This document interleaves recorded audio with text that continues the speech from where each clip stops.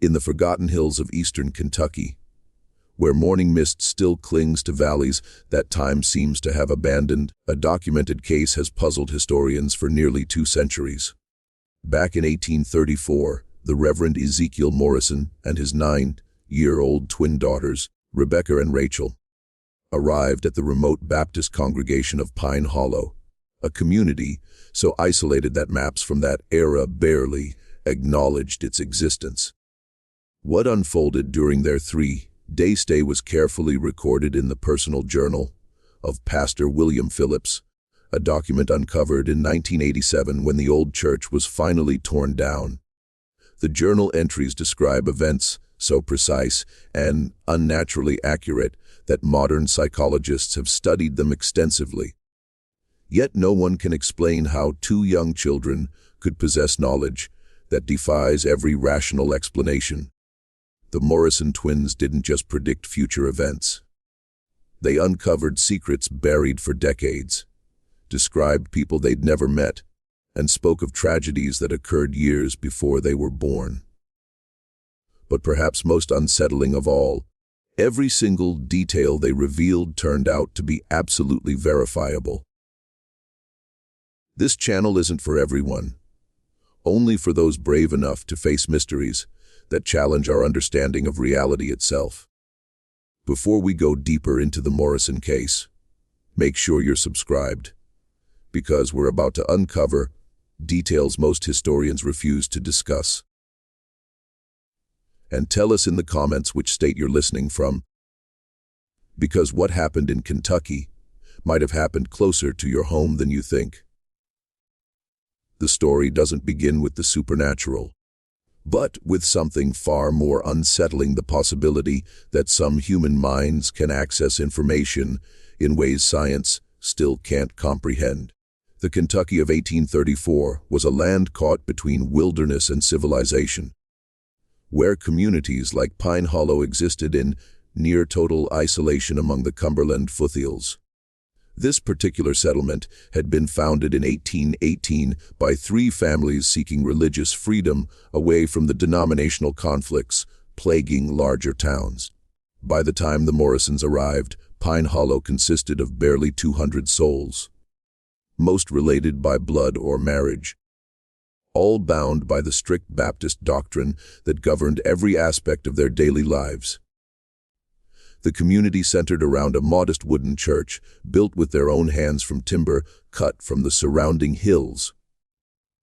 Pastor William Phillips, a learned man who had left his comfortable life in Lexington to serve these frontier souls, kept the only written records of births, deaths, marriages, and major events.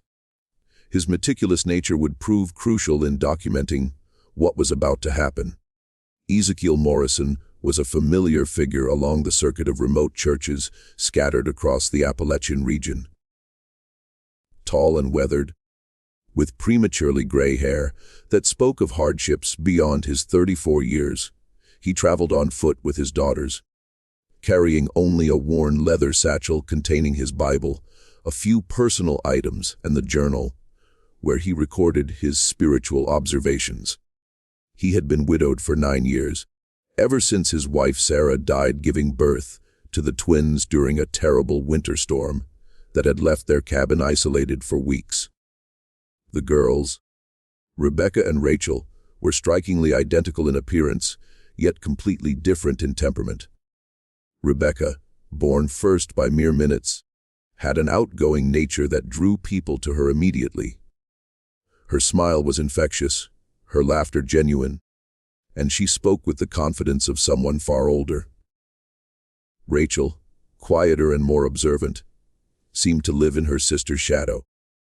Yet those who looked closely noticed she often started sentences that Rebecca would finish, or answered questions directed at her sister before Rebecca had a chance to respond. What made the Morrisons particularly noteworthy among circuit preachers was Ezekiel's reputation for bringing spiritual renewal to struggling congregations. Stories followed them from church to church, tales of backsliders returning to faith, of communities resolving long-standing conflicts, of spiritual awakenings that lasted for years after their departure. Some attributed this to Ezekiel's passionate preaching, but those who watched more carefully noticed that the real changes often began after private conversations with the twins. The journey to Pine Hollow had been especially hard. Late autumn rains had turned the mountain paths into treacherous mud, and Ezekiel had been forced to carry Rachel for the final 5 miles after she developed a fever. They arrived at sunset on November 15th, 1834, just as Pastor Phillips was finishing evening prayers with the handful of congregants who attended weeknight services. Phillips later wrote that his first impression of the family was one of profound weariness, not just physical, but spiritual. Ezekiel's clothes were travel-worn and patched, his boots thin from countless miles of mountain paths. The girls clung close to their father, Rachel still pale from her fever, Rebecca's usual brightness dimmed by exhaustion.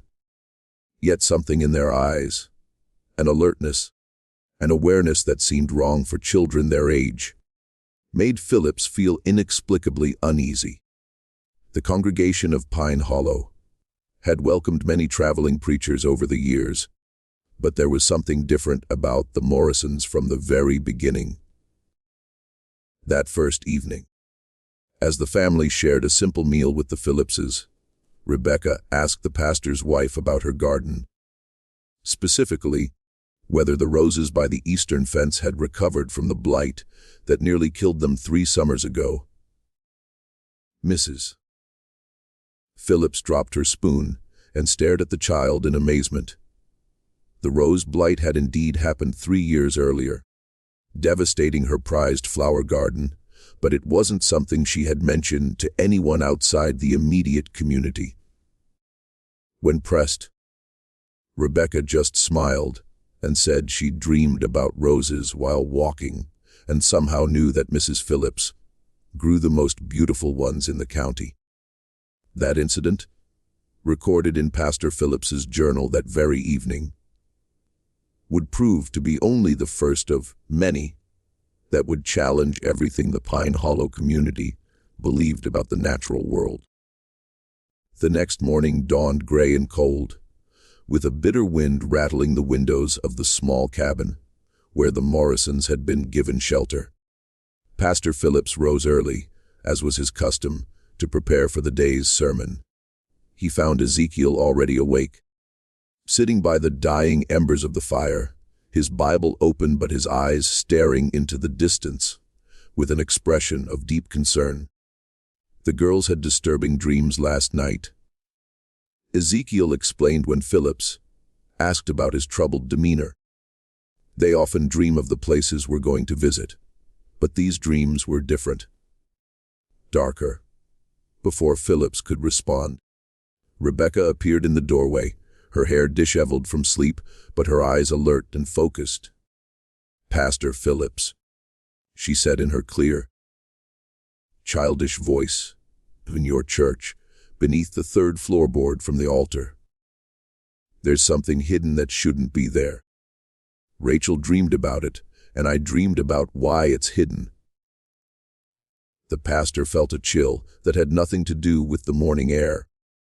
He had indeed hidden something beneath those exact floorboards, a bottle of whiskey that represented his ongoing struggle with temptation. Not a soul knew about it.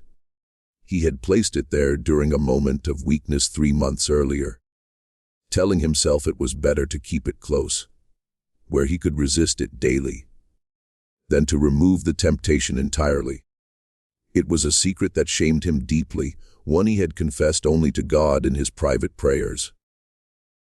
"What exactly did you dream, child?" Phillips asked, his voice barely steady. Rachel emerged from the shadows behind her sister, moving with that peculiar silent grace that seemed to mark all her actions. "The bottle is brown," she said softly, "and it's wrapped in a piece of cloth that used to be a baby's blanket, a blue blanket." Philip sank into his chair, as if his legs could no longer hold him. The cloth was indeed a remnant of a baby blanket. The blanket that would have belonged to the son he and his wife had lost in infancy 5 years earlier. He had wrapped the bottle in it as a reminder of his failures, both as a father who couldn't save his child and as a pastor who couldn't conquer his own weaknesses. Ezekiel watched his host's reaction with an expression that mixed sympathy with weary familiarity. "It started when they were very young," he explained quietly. "At first, I thought it was just childish intuition, the way young ones sometimes sense things adults miss. But as they grew older, their insights became more specific, more impossible to explain through natural means. That Sunday service would be remembered by every member of the Pine Hollow congregation for the rest of their lives." Ezekiel's sermon was powerful, but not unusual for a circuit preacher. A passionate call for spiritual renewal and confession of sins. It was what happened afterward that defied all rational explanation. As the congregation began to file out, Rebecca approached Samuel Turner, a prosperous farmer known for his generosity to the church and his standing in the community. She looked up at him with her innocent blue eyes and said, "Mr. Turner, the money you've been taking from the church collection isn't really stealing if you put it back, is it? Papa says God forgives those who repent." The color drained from Turner's face. For 6 months, he had been skimming small amounts from the collection plate to cover debts from a failed investment in a Louisville business venture. He had told himself he would replace every penny once his financial situation improved.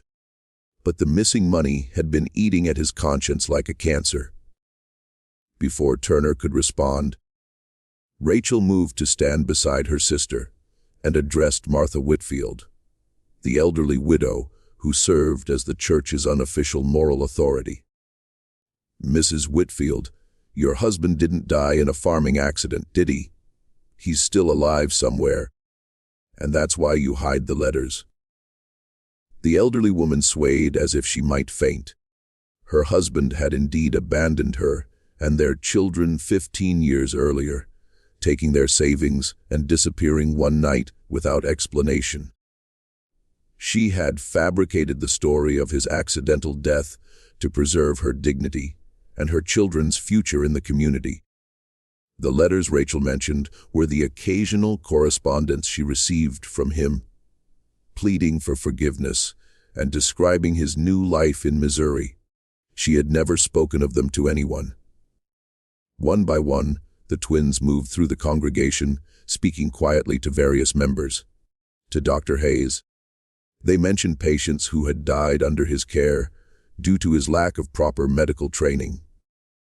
To the Miller family, they spoke knowingly of the son they kept hidden in their attic, a young man whose simple mind made them ashamed before their neighbors.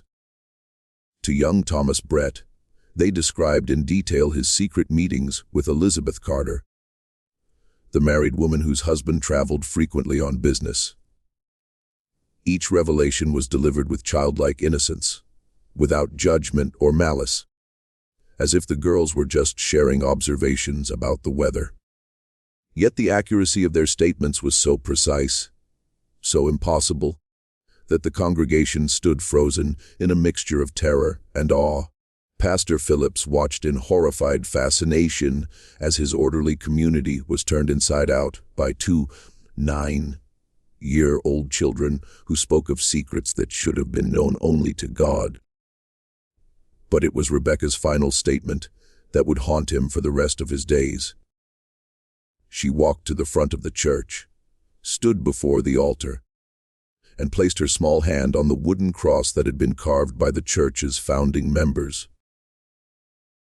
"This is sacred ground," she said, her voice carrying clearly through the silent sanctuary.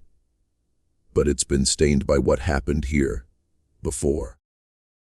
The Whitman family didn't die in a house fire, did they, Pastor Phillips? They died right here in this very room. And some of you know exactly why."